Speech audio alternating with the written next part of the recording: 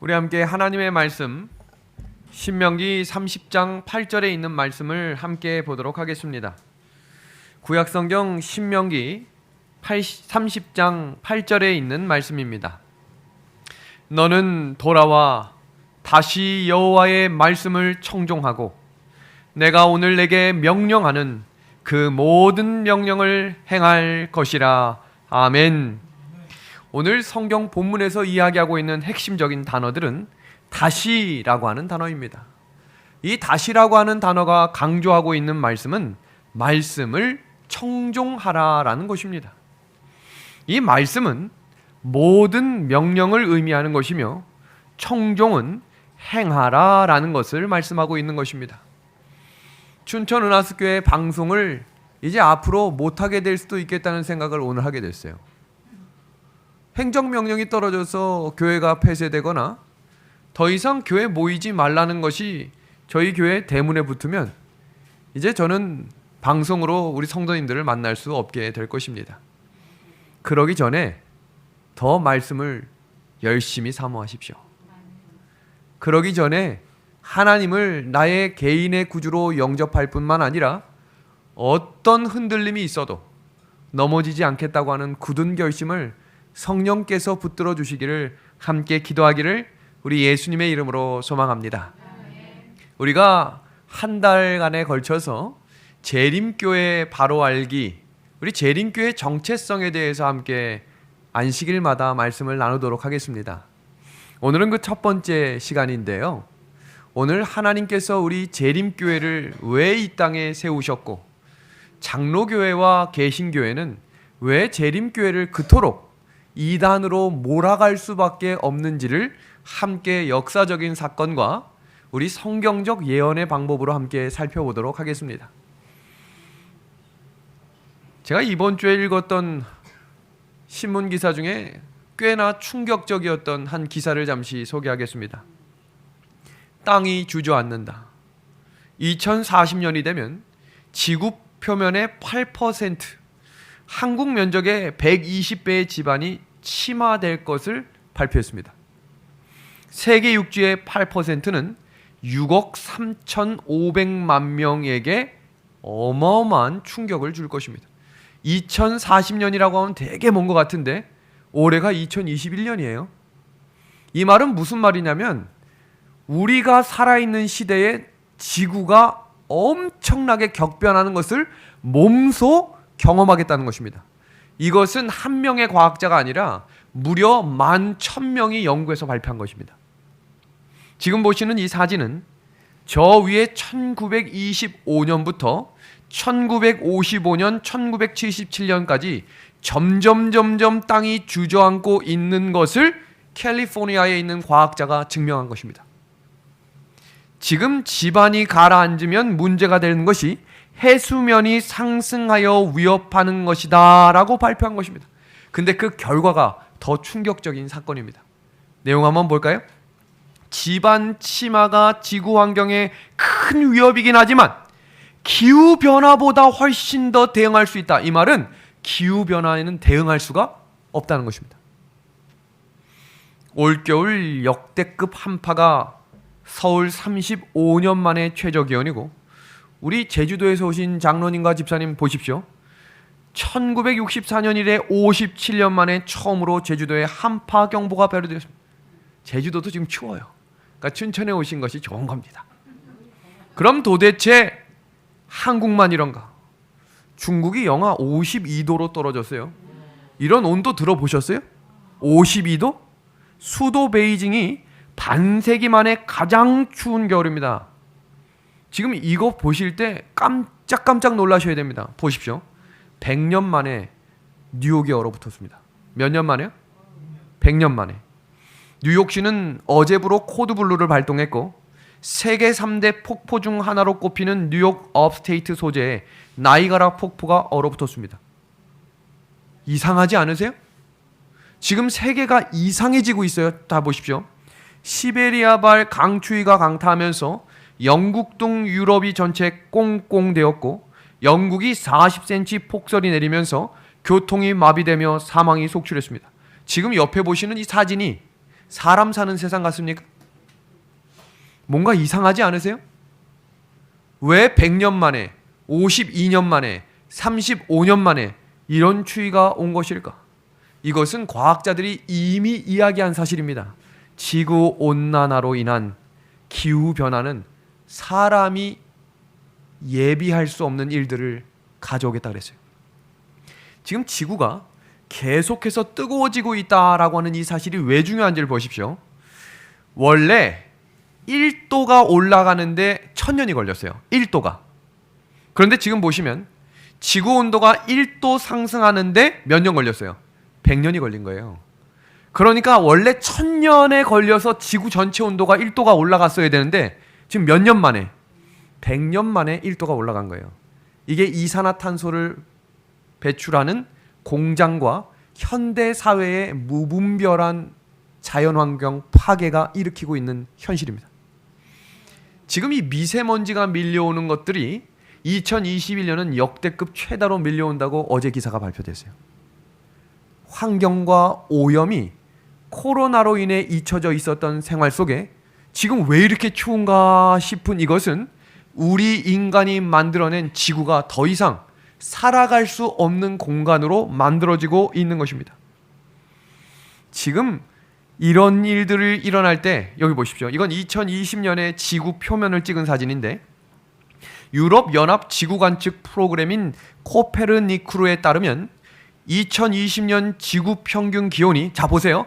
원래 100년에 1도 올라간 것도 충격인데 1981년부터 2010년 11월보다 2020년이면 20년 만에 몇 도가 오른 거예요? 0.8도가 오른 거예요. 이제 무슨 말인지 아시겠어요? 지금 세계가 완전히 뒤집혀지고 있는 시대에 우리가 살아가고 있는 거예요. 그냥 1년 전에 마스크 쓰고 있는 거 이거 도대체 언제 벗나가 중요한 게 아니라 어느 날 겨울에는 사람들이 길거리 가다 죽는 일도 생기겠다 이 말이에요. 기후위험 완화를 우선하는 모든 정책 결정하는 이번 기록을 경종으로 받아들여야 한다고 유럽에서 발표했습니다. 11,000명의 과학자들이 공동 성명문을 발표했습니다. 말로 표현할 수 없는 고통이 이 지구에 몰려올 것이다. 그들이 발표한 내용을 제가 번역해서 가져왔습니다. 우리는 지구의 온도가 높아지는 비상사태에 직면하고 있음을 분명히 선포한다. 기후의 위기가 도래했고 대부분의 과학자들이 예상했던 것보다 더 빠르게 가속화되고 있다. 2005년 이전의 기후변화에 대한 연구는 더 이상 적용하기 어려운 것들 뿐이다. 이 찰나에 로마 교황청에서 발표한 담화문을 보세요. 나의 신은 항상 용서하고 인간은 때때로 용서하지만 자연은 절대 용서하지 않는다. 그러면서 가지고 나온 한 가지 단어가 있어요. 자본주의가 실패했다. 그래서 세계는 다시 하나로 연합하여 사회주의화 되어야 한다. 이렇게 얘기했어요. 이게 뭘 의미하는지를 주목해 보셔야 돼요. 다음 신문입니다. 2020년 1월 7일 이틀 전 일본 톱기사에 나온 기사입니다. 일본 코로나1일 확진자 7,000명 넘어 도쿄 등 긴급사태를 선포했다. 이 긴급사태는 언제 선포하는 거냐면 핵전쟁이 났을 때 선포하는 거예요. 더 충격적인 것은 영국이 전국 봉쇄령을 내렸어요. 지금 세계가 정상적으로 되고 있는 나라는 한 곳도 없어요. 지금 이 일들이 무엇을 의미하는가? 지금 봉쇄령을 내렸다는 말은 신종 바이러스를 잡겠다라는 말과 함께 경제를 포기했다는 말과 똑같아요. 성경은 지금 이 장면들을 어떻게 예언하고 있는지 보겠습니다. 그러한 부가 일시간에 망하였도다. 각 선장과 각 처를 다니는 성객들과 선인들과 바다에서 일하는 자들이 멀리 서서 그 불붙는 연기를 보고 화 있도다 이 큰 성이여 바다에 배부리는 모든 자들이 너의 보부러운 상품을 인하여 치부하였더니 일시간에 뭐 했다고요? 망하였도다. 한순간에 무너지는 일들을 우리 시대에 보게 될 것입니다. 이 말들은 우리에게 무엇을 말하는가? 계시록 18장 10절, 17절, 19절 이어지는 구절마다 찾아보십시오. 망했다, 일시간에 무너졌다, 아무것도 할 수 없다, 경제가 무너지겠다는 거예요. 그때가 되면 우리가 갖고 있는 돈은 휴지 조각으로 바뀌는 거예요. 그 휴지 조각 모으는 일에 너무 애쓰지 마세요. 그럼 이 시대에 우리는 무엇을 하며 살아야 할까? 하나님의 종들을 통하여 말씀하신 하나님의 말씀을 지금 분별하고 연구하고 끔찍히 존중하지 않는 자들은 이후에 심히 탄식하게 될 것이다. 무서운 재앙이 내리기 시작할 때에 하나님의 말씀을 멸시한 자들, 그 말씀을 경솔하게 생각한 자들은 여호와의 말씀을 구하려고 달려 왕래하되 얻지 못할 것이다. 언제라도 제가 우리 성도님들과 말씀을 나눌 수 있을 거라고 생각하시면 안 됩니다. 제가 이번 주에 교통사고 났었어요. 그래서 교회차가 뒤에가 부셔져서 지금 공장으로 들어갔습니다. 한순간에 사라지는 거예요.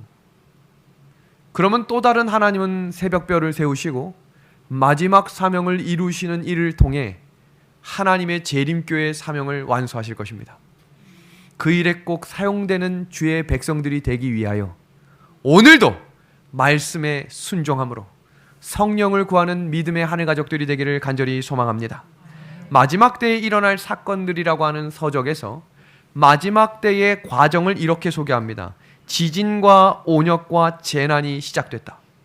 그리고 이어지는 장면은 경제가 크게 흔들려서 일시간에 망하는 일들이 시작되므로 일어나는 일이 바로 짐승의 표 환란입니다. 일요일 법령이에요. 그리고 시작되는 자리는 바로 7 재앙일 것이고 그 7 재앙과 예수님의 재림은 매우 짧은 기간에 일어날 것이에요. 제가 그래서 2020년부터 지금 끊임없이 강조하고 있는 설교 중에 하나는 우리 시대의 예수님의 재림을 목격할 수 있다는 것입니다. 예전하고 달라요. 예전에는 1000년의 1도가 올랐거든요. 그리고 1970년대는 100년의 1도가 올랐어요. 그런데 지금은 20년 만에 0.8도가 오르는 시대에 우리가 살아가고 있기 때문에 정말로 앞일을 예상할 수 없는 시대에 살아가고 있습니다. 그러면 우리는 성경 엘리야 시대에 엘리야가 우상 숭배가 만연했고 더 이상 하나님의 손이 쓸 수 없을 만큼 악이 홍수처럼 밀려 들어올 때 하나님께서 엘리야를 통해 뭐라고 말씀하셨죠? 너는 가서 더 이상 하늘에서 뭐가 내리지 않을 것을, 비가 내리지 않겠다는 것을 선포해라. 왕 앞에 가서 그런 이야기할 수 있는 용기와 담대함은 우리에게 필요한 것입니다. 숨어서 하는 것이 아니라 모든 것을 내려놓고 전진하는 것입니다. 근데 엘리야는 야고보서 5장 17절에 우리와 같은 성정을 가졌다. 무슨 말이에요? 겁이 많았어요. 그래서 때때로 하나님 저 좀 죽여주십시오 라고 이야기하고 하나님 저 이상 모르겠어요 하고 다 포기하고 넘어져 있는 엘리야를 하나님이 사용하셨다는 것입니다. 그래서 성경은 첫 번째 엘리야와 두 번째 엘리야인 침례 요한과 마지막 시대를 살아가는 남은 무리에게 세 번째 엘리야라고 지칭하신 것입니다. 여기서 우리가 주목할 만한 사실은 엘리야가 비가 내리지 않겠다고 하자 실제로 어떻게 됐습니까? 비가 내리지 않았죠? 누구의 말씀이었기 때문입니까? 하나님의 말씀이었기 때문이에요. 하나님의 말씀은 반드시 이루어질 것입니다. 그럼 그 하나님의 말씀이 이루어지겠다고 선포한 그 사람은 하나님이 먹여주셔야 될 거 아니에요. 그럼 그 사람은 하나님이 책임져 주셔야 할 거 아니에요. 문제가 뭐예요? 엘리야가 있었던 시냇물도 마르게 된 거예요. 그러니까 엘리야도 먹고 사는 문제가 생긴 것입니다. 이 말은 마지막 시대에 마지막 재림기별을 가지고 전진하는 남은 무리도 먹고 사는 문제 때문에 씨름해야 된다는 거예요. 그러나 기억하셔야 될 것은 하나님이 엘리야를 굶어 죽이시진 않았다는 거예요. 왜 우리에게 하나님이 경제적으로 무너지는 일들을 허락하시는 것일까? 그 이유를 이렇게 소개합니다. 하나님께서 우리 인생에서 시냇물을 말리시는 이유는 땅만 보고 살아가던 사람들이 이제 다시 하늘을 바라보게 하시기 위함입니다. 인생에서 시냇물이 풍족하면 하나님을 전심으로 찾지 않던 사람들에게 시냇물이 마르게 하심으로 하나님을 전심으로 찾게 하시는 은혜의 시간이 시작되었다는 것입니다. 시냇물이 말랐습니다. 그럼 하나님이 반석에서 물이 솟구치게 하셨나요? 아니면 이동하게 하셨나요? 그것을 기억하십시오. 있는 자리가 아니라 하나님은 가라고 하세요. I will go. 전진입니다. 어디로 전진하는 거예요? 말씀하시는 곳이에요. 지금 엘리야를 하나님께서 어디로 전진시키셨죠? 시돈 땅입니다. 그것도 어디 집으로? 과부의 집. 당시 과부는 가장 연약하고 약한 존재를 지칭하는 단어였습니다. 이왕이면 조금 풍요롭고 이왕이면 먹을 것이 있는 집으로 가라고 하면 좋겠는데 지금 내가 먹고 죽으려고 하는 그 집에 가서 뭐 하라는 거예요? 그거 나 좀 달라고 이야기하는 몰상식한 행동을 해야 했습니다. 그러나 엘리야는 순종했습니다. 하나님의 길은 상식적인 길로만 가는 게 아니에요. 때때로 사람들이 볼 때 저 사람 정신 나간 거 아니야? 그래도 돼요. 하나님이 말씀하신 곳이라면 가는 것입니다. 세상이 조롱할지라도 전진입니다. 근데 그 땅이 누구 땅이었는지 아십니까? 시돈 땅이었어요. 그 시돈 땅은 바로 이세벨의 고향이었습니다. 지금 엘리야를 잡아 죽이려고 모든 전국의 총동원령이 내렸습니다. 근데 이세벨의 고향인 시돈 땅은 하물며 어떤 땅이었을까요? 그러니까 지금 엘리야가 전진하는 길은 살기 위해 가는 길이 아니라 죽으러 가는 길인 거예요. 그걸 기억하세요. 죽고자 하는 자는 뭐 하겠다 그랬죠? 살겠다라고 하신 이유가 그 이유입니다. 살고자 하는 자는 죽을 것이지만 예수님을 위해 죽고자 하는 자는 충성된 종으로 살리시겠다는 것입니다. 뭐 할지라도 죽어도 살겠고, 그것이 바로 히브리서 11장의 말씀이에요. 믿음의 아내 가족 여러분, 엘리야가 걸어갔던 길은 상식과 합리적인 길이 아니라 상식적이지 않고 합리적이지 않아도 하나님이 명령하시면 가는 길이 순종의 길임을 우리에게 가르쳐 주신 우리 하나님께 감사를 드립니다. 하나님이 보내시는 그곳이 능력의 길임을 인정하십시오. 하나님이 보내시는 그곳이 약속의 길임을 고백하는 신앙, 그것이 바로 재림신앙입니다. 지금 세계 경제의 붕괴가 몰고 올 사회 문제를 우리는 주목해야 합니다. 경제 상황이 바닥을 치면 우경화라는 단어 들어보셨습니까? 이 우경화라는 단어는 감시와 통제를 강화하겠다는 말이에요. 오늘도 춘천은하수교회에 누군가 신고했습니다. 예배드리고 있습니다. 가보십시오. 공무원들이 나왔지만 만약에 경찰들이 5명이 올라와서 지금 예배하는 거 다 막으면 어떻게 하실 거예요? 싸우실 겁니까? 집에 돌아가시면 돼요. 우리가 예배드릴 수 있는, 자연스럽게 예배드릴 수 있는 시간들이 점점 좁혀지고 있다는 것만 기억하세요. 그리고 이것이 법으로 제정화되는 순간 예배를 드릴 수 없는 거예요. 구글에서 한 번 클릭으로 하면 지금 유튜브에 떠 있는 모든 영상은 한 번에 삭제됩니다. 지금 재림마을도 국가에서 한 번만 터치 한 번 하면 더 이상 말씀을 들을 수 있는 길이 하나도 없어질 거예요. 마음의 말씀을 담아두셔야 돼요. 그것이 신앙을 준비하는 길이에요. 마음의 말씀이 담아지고 성령께서 내 마음에 역사하셔야 두려움 가운데서라도 뭐 할 수 있는, 전진할 수 있는 성도가 되는 것입니다. 왜 세계 경제가 무너지면 우경화가 시작되는가? 예전 시대에는 노력하면 성공할 수 있는 시대였기 때문에 사람들이 묵묵히 걸어갔던 거예요. 예전 80년대, 70년대, 60년대 새마을 운동을 했던 이유가 뭐죠? 우리 한번 잘 살아보자. 우리가 헌신하면 우리 자녀들이 잘 살 수 있다. 오늘날 시대는 자녀를 낳지 않아요. 왜냐하면 지금 내가 살고 먹고 힘든 것도 어려워 죽겠으니 혹시 미혼모가 아기를 낳으면 화장실에 집어던지는 시대가 된 거예요. 이제 무슨 시대가 됐냐면 더 이상 희망이 사라졌고 소망이 사라졌으며 사람과 사람 사이에 고소하는 일만 남은 시대에 우리가 살아가고 있는 것입니다. 점점 자유를 억압하는 이 시대에 어떻게 우리의 자유가 억압될까? 그것은 바로 경제와 밀접하게 연결될 거예요. 경제를 가지고 경제만 회복될 수 있다면 무엇이든지 하는 시대가 시작될 것입니다. 그 말은, 경제 위기가 가까이 왔다는 말은 일요일 법령이 눈앞에 와 있다는 말씀을 주시는 하나님의 은혜의 외침과 은혜의 징조라는 사실을 기억하십시오. 그래서 영감의 글은 지금 이 시대에 우리가 할 일은 하나님의 백성들이 세상에 그들의 애정을 두거나 그들의 재물을 쌓아둘 때가 아니라고 말씀하고 있는 것입니다. 초기의 제자들처럼 우리가 황량하고 외진 장소에서 피난처를 찾지 않을 수 없을 때가 멀지 않았다고 이야기합니다. 오늘도 변함없이 우리에게 안식일을 지키게 하신 하나님께 감사드리십니까? 그럼 안식일이 도대체 무슨 의미인지를 알아야겠죠. 안식일의 첫 번째 의미는 되돌아보는 것입니다. 되돌아보는 것. 그리고 두 번째는 새롭게 하는 것입니다. 그리고 세 번째는 새로운 창조가 일어나는 날입니다. 무엇을 되돌아보는 걸까요? 하나님과의 관계입니다. 무엇을 새롭게 하라는 걸까요? 하나님과 관계를 새롭게 하라는 것입니다. 무엇을 창조하라는 걸까요? 하나님과의 관계가 새롭게 창조되어야 한다는 것입니다. 그것이 바로 안식일의 참된 의미입니다. 2015년에 195개의 국가, 전 세계 국가를 210여 개의 국가라고 이야기하는데 그 중에 약 85%, 89%에 해당하는 나라가 모여서 파리 기후협약을 체결했습니다.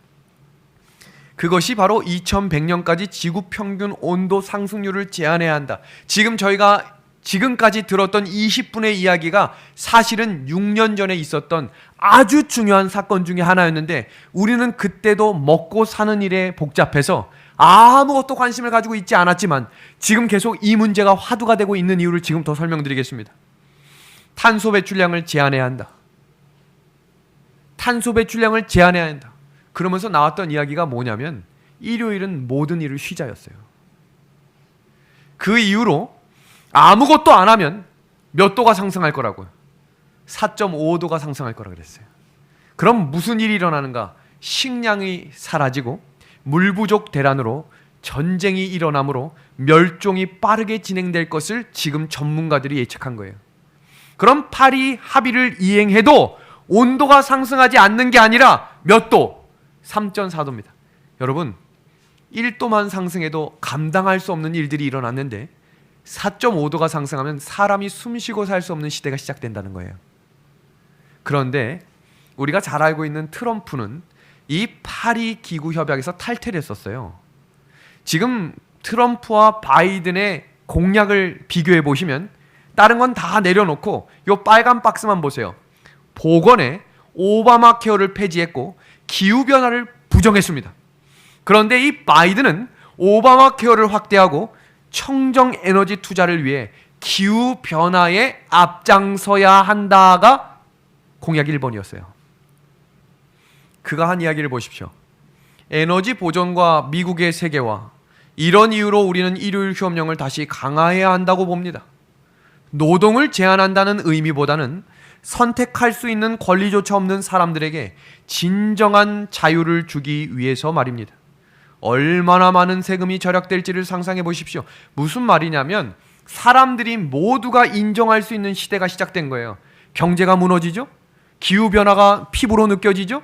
코로나라고 하는 이상한 변이 바이러스가 점점 우리 삶을 조여오죠? 돈이 필요합니다. 먹고 사는 문제가 긴급합니다. 그러면 강력한 지도자가 나서서 그 문제를 해결해 주겠다고 이야기하면 다 따라가는 거예요. 로마 교황청에서도 이와 함께 뭐라고 이야기했나 보세요. 일요일을 가족 혹은 이웃과 함께 보내는 것은 신자이든 비신자이든 간에 모든 인류의 도덕적 선택이다. 일요일에 일하는 것은 환경과 가족과 이웃 공동체에 부정적인 영향을 미친다. 이제 이 말이 무슨 말인지 아시겠죠? 사람들이 먹고 사는 문제가 해결되지 않는다면 이렇게 해서라도 뭐 하자는 거예요? 기후 온도가 올라가는 것을 우리가 막아야 하겠다는 것이 모두가 공감하는 시대가 시작되겠다는 것입니다. 일요일에 일하는 것이 진정한 자유인지 우리 자신에게 물어보자.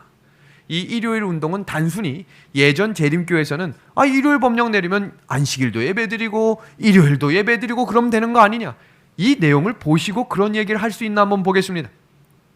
일요일 운동은 오늘날 암암리의 그 길을 마련하고 있고 지도자들은 문제의 진상을 숨기고 있으며 그 운동에 연합하는 많은 사람들은 저류가 어디로 향해 흐르고 있는지 스스로 깨닫지 못한다. 그 공은 부드럽고 그리스도인답게 보이지만 그것을 말할 때는 용의 정신을 나타낼 것이다. 이어지는 장면 보십시오. 법안권은 오직 하나님의 율법을 변경시킴으로써 자신의 하나님보다 높일 수 있었다. 그리고 누구든지 이와 같이 변경된 율법인 것을 알면서도 그것을 준수하는 자는 그 율법을 변경시킨 자에게 최상의 영광을 돌리는 셈이다. 이와 같이 법안권의 율법을 순종하는 행위는 하나님 대신에 법왕에게 순종하는 표가 되는 것이다. 지금부터 충격적인 이야기를 하나씩 소개합니다. 사단의 정부의 수립 과정을 보시면 이 내용은 복습한 내용이기 때문에 좀 빨리 넘어갑니다. 아담과 하와의 유혹으로 지구의 관리권을 차지했던 것이 하와가 성공했죠. 사단이 성공했습니다. 이스라엘 민족을 멸절하여 여자의 후손 혈통을 끊으려고 다 죽였는데 예수님은 사셨죠. 예언의 말씀대로 산 것입니다. 실패했죠. 여자의 후손이 이 땅에 태어나지 못하게 하려고 열심히 노력했고 그 여자의 태어난 후손을 죽이려고 십자가에 못 박아 죽였지만 실패했습니다. 구속의 사업을 완전히 좌절시키려고 했지만 실패했습니다. 그리고 예수님의 피로 사신 교회를 죽도록 핍박하면 사라질 것 같았는데 사라지지 않고 남은 무리들의 전진은 계속됩니다. 타락한 로마 교회를 통해 기독교를 멸절시키는 일을 성공할 듯 했지만 실패했습니다. 종교개혁으로 태어난 개신교회를 완전히 타락시키는 일에는 성공했다는 사실을 주목하십시오. 이게 왜 중요한가? 마지막 일요일 법령은 법왕권과 함께 개신교회가 연합으로 이뤄낼 일이기 때문입니다. 이 내용을 보십시오. 가까운 장래에 예언의 성취를 보게 될 것인데 선교도들이 세상과 법왕 세력과 연합하여 하나님의 계명을 지키는 자들을 대항하게 될 것이다. 교회와 국가는 오늘날 장래의 투쟁을 위하여 준비하고 있다. 개신교도들은 로마 교도들처럼 일요일을 앞세기 위하여 변장하여 활동하고 있다. 어느 곳에서나 법왕권을 높고 거대한 건축물을 쌓아 올리고 있으며 그 건물의 은밀하고 깊은 곳에서는 그의 이전의 핍박이 되풀이 될 것이다. 우리는 로마 카톨릭에게만 초점을 두면 안 돼요. 가장 강력한 힘으로 재림교회와 남은 무리를 공격할 공동체는 개신교회입니다. 왜 그들이 공격할 수밖에 없는가? 지금 이 사진을 한번 봐주시겠습니까? 사람이 복음을 받아들이면 그리스도인이 돼요. 그리고 성경을 연구함으로 재림 성도가 됩니다. 그런데 여기서 맞춰지면 안 되고 예언을 공부할 때 남은 백성이 되는 것입니다. 그럼 도대체 무슨 일이 일어나고 있는가?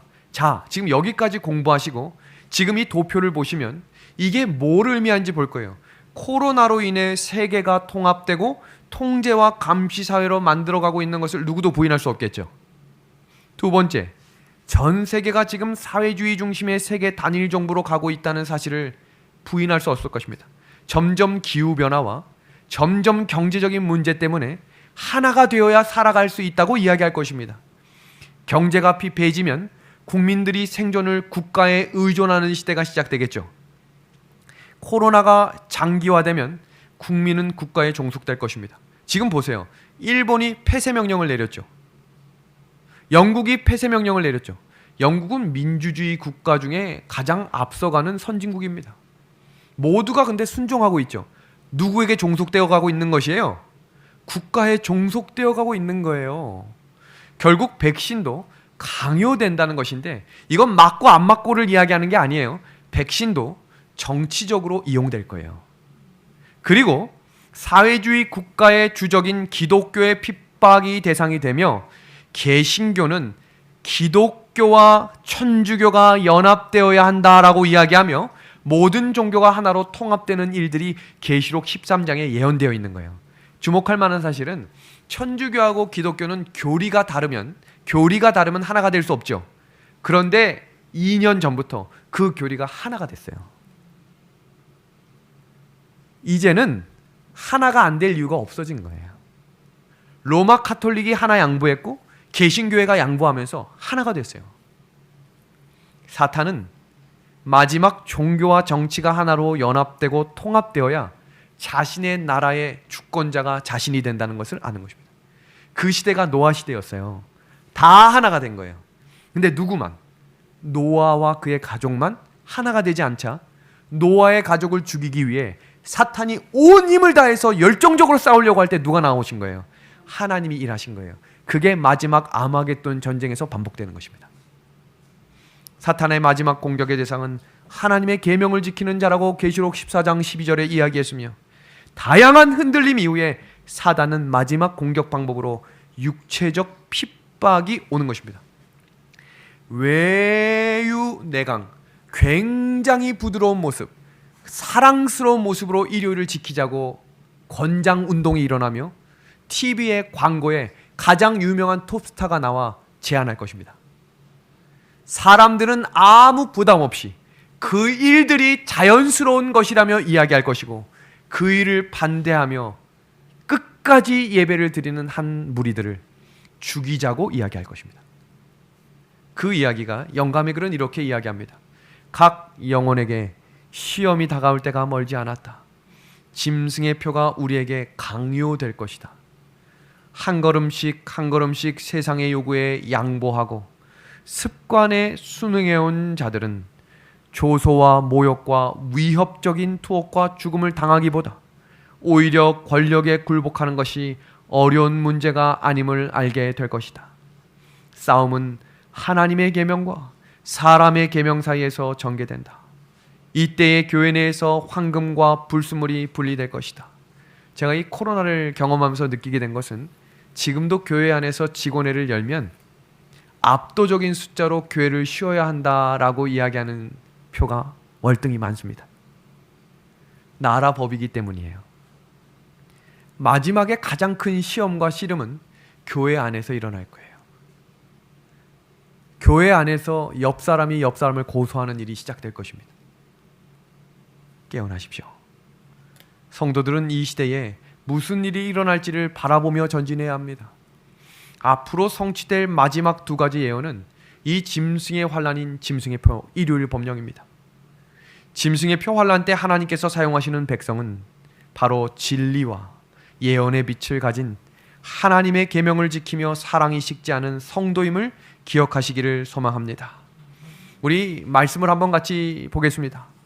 끝으로 형제들아, 무엇에든지 참되며 무엇에든지 경건하며 무엇에든지 오르며 무엇에든지 정결하며 무엇에든지 사랑받을 만하며 무엇에든지 칭찬받을 만하며 무슨 덕이 있든지 무슨 기림이 있든지 이것들을 생각하라.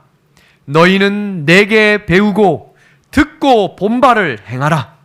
그리하면 평강의 하나님이 너희와 함께 하시리라. 아멘. 성도 여러분, 이 단어들을 명심하십시오. 생각해야 합니다. 그리고 행동해야 합니다. 누가 함께 해주시겠다고 약속하셨어요? 하나님이 함께 해주시겠다고 약속해 주셨습니다. 지금 이 시대를 살아가는 그리스도인들의 믿음 상황을 점검해 보겠습니다. 말씀의 기초가 약합니다. 아는 듯 하는데 알지 못해요. 두 번째는 여러 가지 세상 뉴스에 밀려다니고 쉽게 요동한다는 것입니다. 재림 성도들이여, 깨어나십시오.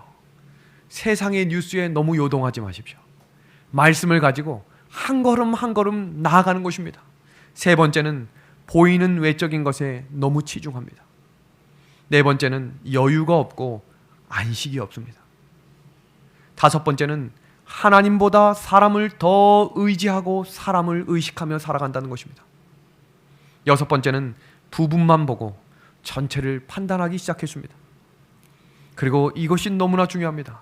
범사에 감사가 없고 원망과 불평과 불만이 가득해지고 있습니다. 우리의 신앙을 점검하십시오. 마태복음 24장의 재림의 징조를 이야기하며 가장 반복되고 있는 단어는 사람의 미혹을 조심하라라는 것입니다. 도대체 어떤 사람의 미혹을 조심하라라는 것일까? 우리 이 말씀 한번 같이 읽어주시겠습니까? 마태복음 7장 21절의 말씀입니다. 한번 같이 읽어보겠습니다. 시작. 나더러 주여 주여 하는 자마다 다 천국에 들어갈 것이 아니요 다만 하늘에 계신 내 아버지의 모대로 뜻대로 행하는 자라야 들어가겠다라고 이야기하고 있습니다. 이 말은 하나님의 말씀을 그대로 가르치지 않으면 안 된다는 것이죠. 하나님의 뜻을 알고도 하지 않으면 안 된다는 것입니다. 하나님의 뜻을 알고도 고의적으로 순종하지 않는 사람들이 늘어나는 시대에 이 사람들은 마지막 때에 하나님께로부터 끊어질 수 있음을 경계하셔야 합니다. 성경에서는 이단이라는 단어가 나옵니다. 사도행전 24장 5절에 나사렛 이단의 우두머리다라고 이야기하며 사도 바울을 지칭할 때 이단이라고 이야기했어요. 근데 누구의 이단이래요? 예수 이단이래. 예수 이단. 이 말은 무슨 말이에요? 같은 신앙을 하고 같은 하나님을 믿어도 나랑 생각이 다르면 넌 뭐라는 거예요? 이단이다 라고 취급합니다. 다음 구절입니다. 이단에 속한 자들을 한두 번 훈계한 후에 멀리하라. 이 말은 성경에서 말하는 이단이 있고 사람이 말하는 이단이 있는데 그것을 구분할 줄 알아야 한다라는 것입니다. 성경 베드로서 2장 1절에도 거짓 선지자들과 거짓 선생들을 뭐라고 이야기합니까? 이단이라고 말합니다. 성경에서 말하는 이 두 가지 이단을 잠시 정리합니다. 성경에서 말할 때에 절대적인 이단과 상대적인 이단이 있습니다. 그럼 그 절대적인 이단은 무엇인가? 성경 해석을 잘못해서 성경의 진리나 원칙과는 다른 교리나 신조를 가르치고 믿는 사람의 집단을 뭐라고 합니까? 절대적 이단이라고 해요. 근데 상대적 이단은 자신이 스스로 확신하는 신조나 교리와 다르게 믿는 집단이나 개인의 이단이라고 할 때 그것을 상대적인 이단이라고 합니다. 이 절대적 이단의 기준은 오직 성경이지만 상대적 이단의 기준은 다수, 세력에 의해서 구분된다는 것입니다. 기독교의 변절과 변천의 역사를 돈표로 한번 같이 공부해 보겠습니다. 기독교의 시작은 하나님을 믿는 광야교회로부터 이스라엘 백성들을 불러내심으로 시작되었습니다. 그런데 이 광야교회도 계속해서 반복되자 그들의 삶 속에서 감사가 사라지는 대신 무엇이 나왔죠? 불평, 불만, 불신이었습니다. 저는 우리 춘천은하스교회가 우리 오늘 대표 기도를 한 우리 위원장님, 건축위원장님 기도처럼 되려면 입을 열 때 감사가 흘러나와야 합니다. 우리 춘천은하스교회 감사한 교회 맞습니까? 3, 4 모여서 불평이 시작되는 교회는 부흥이 사라집니다. 이스라엘 백성들이 만나가 처음 내렸을 때 그 감격과 기쁨이 어땠을까요? 하늘에서 먹을 게 내려와요. 상상해 보셨어요? 하늘에서 먹을 게 내려온다고. 이건 오병이어 사건보다 더 충격적인 사건 아닙니까? 근데 오병이어 사건, 물고기 2마리와 떡 5개의 사건은 한 번이지만 40년 내내 하늘에서 먹을 게 내려왔다고요. 감사할 것 같죠? 근데 그들이 입을 열 때마다 불평이 나왔을 때 그들이 망한 거예요. 이제 아시겠어요? 형식화가 그렇게 무서운 것입니다. 그리고 그들이 걸어가는 길 속에 그들이 가나안에 정착했고 예수님이 이 땅에 오셨지만 그들이 유대교가 되므로 예수님이 십자가에 달려 돌아가시는 그 일에 가장 일조했던 사람들이 예수님을 믿는 사람들이었어요. 그때 예수님이 12명의 제자들과 70명의 제자들을 불러놓고 3년 반 동안 하셨던 일이 뭐냐면 생각하고 행동하게 하신 거예요. 전진하게 하신 것입니다. 그리고 그 제자들이 믿음으로 초기 교회가 세워졌고 누가 누구에게 이단이라고 했어요? 유대교가 예배를 드리는 예수님과 제자들을 뭐라고 이야기했어요? 이단이라고 얘기했어요. 그래서 나사렛 이단들아 라고 죽이려고 했고 예수님을 신실히 믿었던 사람들은 그때도 도망을 쳤습니다. 그리고 그 초기 교회가 이교화가 되며 세워진 교회가 카톨릭 교회인데 그 카톨릭 교회의 그 천여녀의 중세 암흑기를 뚫고 성경은 개혁자들이 일어나 오직 성경과 오직 믿음을 외치며 세운 교회가 어떤 교회입니까? 개신교회입니다. 그럼 이 시대에는 누가 누구에게 이단이라고 했죠? 카톨릭 시대에는 개혁자들과 개신교회를 이단으로 취급했어요. 그런데 얼마 전 로마 교황청에서 이 사건에 대해 사과함으로 개신교회와 로마 카톨릭은 형제다라고 이야기했어요. 이제 뭐가 준비된 거예요? 하나가 될 준비가 끝난 것입니다. 그 개신교회가 세속화가 되므로 하나님은 1844년에 재림운동을 허락하셨고 그때 태어난 교회를 남은 자손이라고 이야기하는 것입니다. 그리고 그 세속화에 살아가는 사람들 중에 남은 자손은 말씀과 계명에 충실함으로 마지막 때에 하나님을 위해 진리의 등불과 횃불을 가슴에 품고 육체의 핍박과 고난이 올지라도 걸어가는 사람들입니다. 그럼 세계교회에서 이 재림교회를 어떻게 평가하고 이야기하고 있는가를 한번 보겠습니다. 그 첫 번째는 옥스퍼드 기독교 사전에서는 이렇게 재림교회를 이야기합니다. 그들 재림교회는 성경이 신앙과 행실의 무한 규칙을 제공하며 그리스도의 재림이 임박하였음을 믿는 충실한 기독교 단체이다. 이 옥스퍼드 기독교 사전은 세계 석학들이 가장 인정하는 사전입니다. 두 번째입니다. 또 다른 이 종교 사전에서는 비록 어떤 기독교인들이 그들을 이단이라 비난하지만 제7일 안식일 예수 재림교회의 신학은 본질적으로 정통이다라고 이야기했습니다. 그리고 브리테니커 백과사전에도 이렇게 재림교인들을 정의 내렸습니다. 재림교인들은 모든 기독교인들이 지니고 있는 기본 신앙을 똑같이 가지고 있고 신구약 성경의 권위를 받아들인다. 아멘입니까? 저는 이 신앙을 우리 재림교회에 가고 있음을 확신합니다. 세계적인 종교학자 월터 마틴이라고 하는 이 종교학자가 있었는데 1960년 10월에 미국 뉴저지에 이 기독교 연구소를 설립하고 복음주의 기독교 변증 전문기관을 세웠습니다. 이 사람은 세계적으로 가장 석학 중에 인정받는 사람입니다. 그가 7년 동안, 몇 년 동안이요? 7년 동안 제7일 안식일 예수 재림교회를 연구해서 Seventh Day Adventist Church라고 하는 이 책을 발간해냅니다. 그 책에 나온 이야기를 같이 한번 읽어보겠습니다. 나의 확신으로 여호와 증인이나 몰몬교, 크리스찬 사이언스, 유일교도, 신령파 등 성서적 해석으로 볼 때 진정한 그리스도인이 될 수 없으나 제7일 안식일 예수 재림교회는 완전하게 참된 그리스도인이라고 할 수 있고 예수 그리스도의 진정한 제자들이라고 할 수 있다. 아멘. 이 월터 마틴이 세운 이 기독교 변증기관, 이 기관이 1990년대 캘리포니아로 이전을 해서 지금 그곳에 위치하고 지금도 활동을 하고 있는데 한국으로 초청을 받았습니다. 이 월터 마틴이 세운 이 기관에서 가장 영향력이 있는 박사가 한국으로 초청이 되어서 한국 이단 연구소에서 발표한 이단들을 다시 분석하는 일들이 2016년에 있었습니다. 그리고 2016년에 서울에서 그 사람들이 모여서 발표를 했고 그 발표 현장 가운데 김대성 목사님이 재림교회를 대표해서 그 변증을 시작하셨습니다. 그리고 그 일정들이 다 마치고 난 다음에 이 변증기관에서 제7일 안식일 예수 재림교회는 더 이상 이단이 아닌 복음주의 기독교임이 밝혀졌습니다. 감사한 일이죠? 전도와 선교일이 열린 것처럼 보였습니다. 재림교회는 세계적인 조직을 가진 견실한 기독교 교단이다. 이것은 한국 개신교회와 연합해서 한 굉장히 큰 성이었습니다. 두 번째는 기독교와 관련된 공기관들이 재림교회를 정통 기독교로 인정하고 있으며 재림교회를 이단으로 규정한 절차에 문제가 있음이 밝혀졌습니다. 그리고 재림교회의 정통성은 이미 오래전에 연구되어 발표되었고 본 기독교 신학사상 검증학회는 재림교회를 정통교회로 인정한다라고 발표했습니다. 그리고 개신교에서 가장 큰 서적 두란노라고 하는 곳에서 교회와 이단이라는 것을 편찬하며 그곳에서 드디어 제7일 안식일 예수 재림교회를 빼버렸습니다.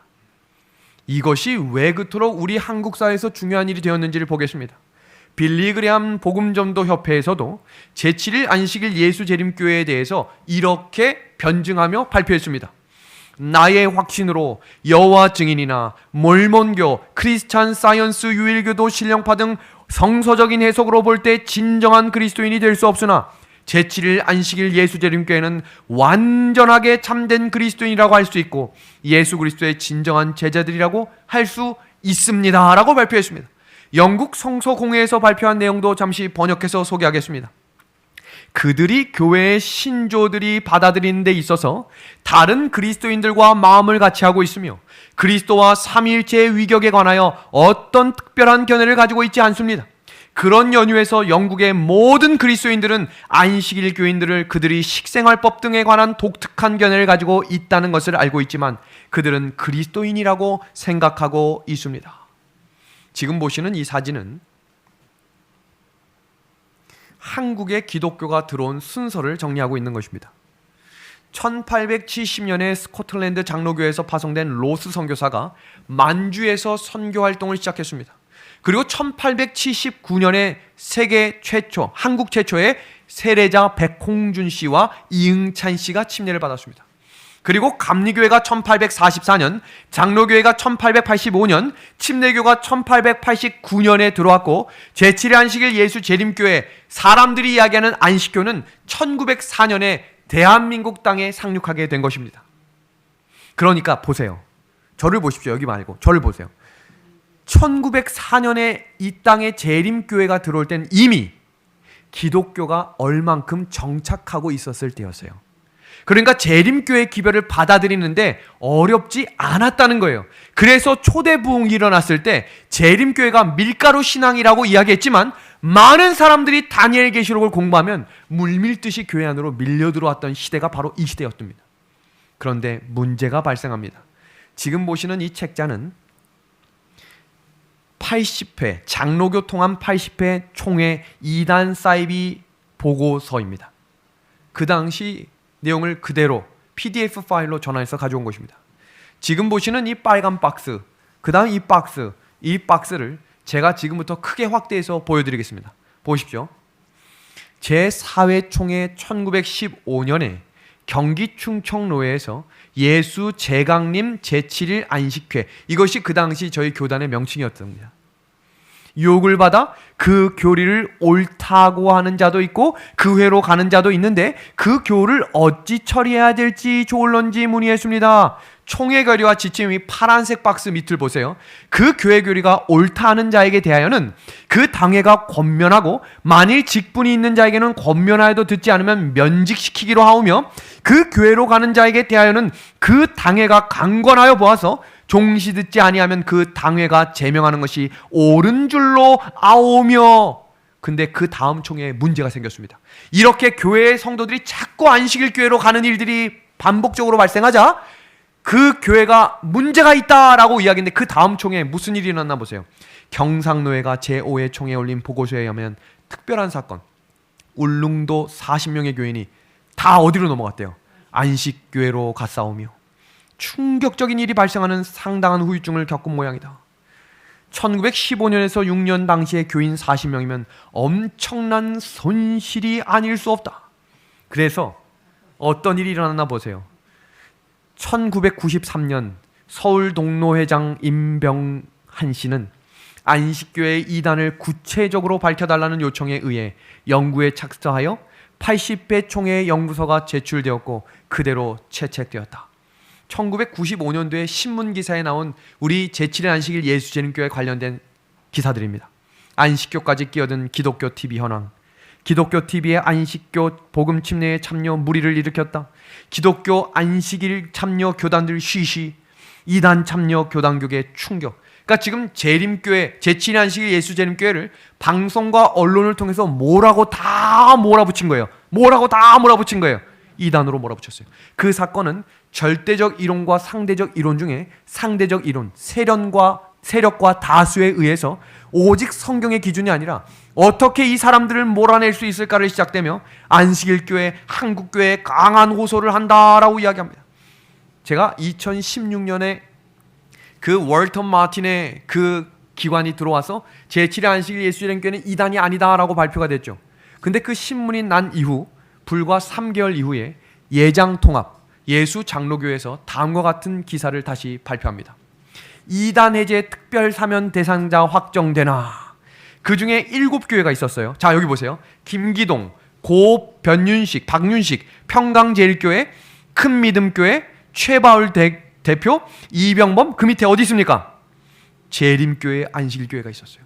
그러니까 이단으로부터 이렇게 다 사라지는 것이 옳은 일이냐? 그러자 예장통합에서 움직이기 시작했고 드디어 이 6개의 교단을 뺀 제7일 안식일 예수재림교회를 다시 이단으로 만들었습니다. 그런데 여기서 어떤 이야기가 나왔냐면 그게 말이나 되냐라고 하는 이 순수한 믿음을 가진 그 사람들과 싸움이 일어나자 다 7교회를 다 다시 이단으로 바꿔버렸습니다. 그 기사를 보겠습니다. 예장통합, 이단 해제, 취소 22일 사과. 7년이라고 하는 긴 시간을 연구해서 발표한 것을 불과 3개월 만에 다시 뒤집어 버린 거예요. 이 속내를 들여다보면 매우 정치적인 마음이 숨겨져 있습니다. 장로교회가 제시한 5가지 이유가 있어요. 제7일 안시 재림교회가 이단인 이유, 윌리엄 밀러의 시한부 종말론 안식일교회 출발과 계시론, 성경에 나타난 계시론을 엘렌 화이트 여사의 주교적으로 설명을 하고 있고요. 세 번째는 영혼 멸절의 문제와 네 번째는 안식일 문제와 다섯 번째는 율법적인 구원관의 문제입니다. 그래서 제가 다음 주부터 이 5가지를 하나하나 성경적으로 어느 것이 옳은지를 소개하려고 합니다.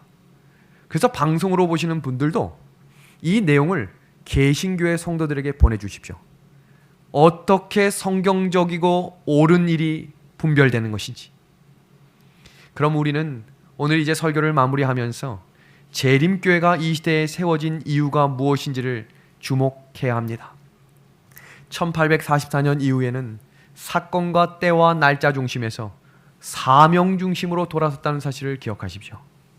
재림 성도들은 그때부터 세계 선교에 주목하며 제7일 안식일 예수 재림교회는 사명을 이루기 위해 이 땅에 세워진 교회라는 사실을 잊으시면 안 됩니다. 지금 이 사진은 제7일 안식일 예수 재림교회가 태어나는 사진입니다. 수많은 종파 중에 오직 말씀대로 살아가기를 결심하고 말씀에 있는 그대로의 사라졌던 복음들을 새로 회복함으로 그렇게 탄생한 교회가 바로 제7일 안식일 예수 재림교회입니다. 재림운동과 대실망을 통해 세워진 이것은 재림, 안식일과 바로 성소 기별입니다. 이 기별들을 통해 세워진 교단이 바로 제7일 안식일 예수 재림교회입니다. 모든 종파마다 선구자들이 있어요. 감리교회는 웨슬리, 그리고 칼빈이라고 하는 사람이 장로교, 이렇게 여러 종파들이 세운 선구자들이 있죠. 제7일 안식일 예수 재림교회는 엘렌 지 화이트를 주교로 믿는 종교가 아니라 선구자 윌리엄 밀러, 하이람 에드슨, 프레스톤, 조셉 베이츠, 제임스 화이트, 엘렌 화이트, 이들이 함께 성경을 연구하며 성경적인 교회가 어떤 교회인지를 연구하며 세운 교회가 바로 제7일 안식일 예수 재림교회입니다. 그렇게 세워진 교리가 바로 오직 믿음으로 구원을 얻으며 예수님이 어디에 계시니? 성소에 계시니. 히브리서 12장 1절과 2절에 믿음의 경주를 하는 너희들아 어디를 보라 그랬어요? 예수를 바라보라 그랬습니다. 그 예수님은 어디에 계신 분이에요? 성소에 계신 분입니다. 그 성서 예언과 영혼 멸절설과 건강 기별과 예수님의 재림을 기다리는 성도들로서 무엇과 십계명과 안식일을 준수하며 예수님으로부터 더 가까이 자라나고 자라나는 성화 성품을 가짐으로 침례를 받는 교회가 바로 제7일 안식일 예수 재림교회입니다. 믿음의 하늘가족 여러분, 우리는 나는 자랑스러운 재림교인 맞습니까? 말로만 하는 성도가 아니라 오늘 이 말씀을 읽고 동의하시면 아멘으로 화답함으로 오늘 설교를 마무리하겠습니다. 성경을 절대적인 신앙의 권위와 기준으로 믿습니다. 예수님을 믿음으로 구원받는 것을 확고하게 믿습니다. 성경의 가르침대로 세례가 아닌 침례를 받고 입교할 것입니다. 구원받은 성도로 안식일을 포함하여 온 계명에 순종할 것입니다. 몸이 하나님의 성전임을 믿고 건강관리를 철저히 할 것입니다. 건전한 삶을 위하여 가정과 자녀 교육을 중요하게 생각할 것입니다. 성경 예언이 기초하여 예수님의 재림과 부활을 믿으며 재림을 기다리며 살아갈 것입니다. 점점 작아지는데요, 화면이. 이제 2개 남았습니다. 2개. 더 한번 힘을 내보겠습니다. 자신을 희생하여 다른 사람을 위해 봉사하며 살아가기로 결심합니다. 예수님의 품성을 닮아가는 성화의 경건한 연습을 하겠습니다. 세계의 모든 교회가 하나의 조직체로 복음을 전파함으로 예수님의 재림을 기다리는 나는 자랑스러운 재림교인이 되겠습니다. 아멘. 오늘 이 믿음이 이 말씀을 듣고 있는 모든 믿음의 한 해 가족들에게 충만히 임하시는 귀한 안식일 되기를 예수님의 이름으로 기도하며 말씀을 마치겠습니다.